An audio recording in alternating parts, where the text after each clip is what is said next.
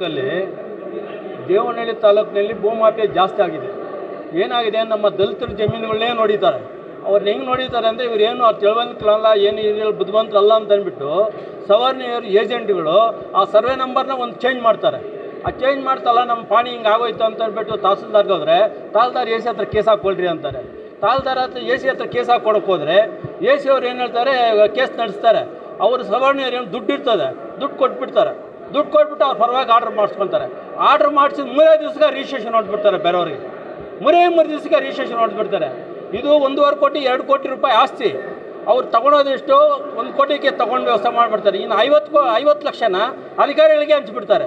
ಅದು ನಮ್ಮ ತಾಲೂಕಲ್ಲಿ 5 ಜನ ಇದ್ದಾರೆ. ನಮ್ಮ ದೇವನಹಳ್ಳಿ ತಾಲೂಕು 5 ಜನ ಇದ್ದಾರೆ.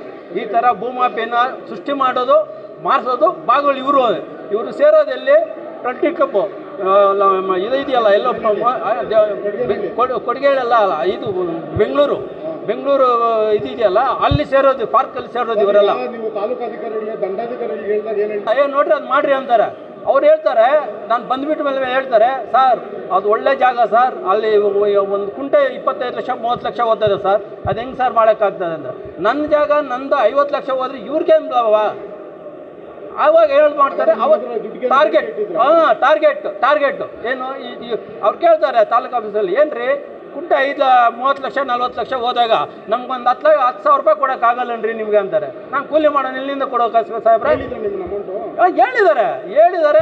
ಕೆಲವ್ರಿಗೆಲ್ಲ ಏನೇನೋ 1.5 ಲಕ್ಷ ಕಾಣ್ದಂಗೆ ವ್ಯವಸ್ಥೆ ಮಾಡಿಕೊಟ್ಟಿದ್ದೀನಿ. ಇವಾಗೆಲ್ಲ ಅವರೆಲ್ಲ ಸಸ್ಪೆಂಡ್ ಮಾಡ್ತಾರೆ. 2 ತಹಸೀಲ್ದಾರರು ರಿಪೋರ್ಟ್ ಮಾಡಿದ್ದಾರೆ, ಎಲ್ಲ ಇದು ಮಾಡಿದ್ದಾರೆ. ಸರ್ ಅದು 20 ಗುಂಟೆನೇ ಇರೋದು ನಮ್ಮದು. Survey number 53/4. ಏನು ಮುದ್ಕುರ್ಕಿ ಇದು ಜಮೀನು ಬಂದು ಇರಿಗೇನು ಹೇಳಿದ್ದು, ನಾನು ಮುದ್ಕುರ್ಕಿ ವಾಸ ಹೇಳಿದ್ದು. ಅದನ್ನೇನು ಮಾಡ್ತಾರೆ, ಕೆಚ್ಚುಗಳೇ ಚೇಂಜ್ ಮಾಡಿಬಿಡ್ತಾರೆ.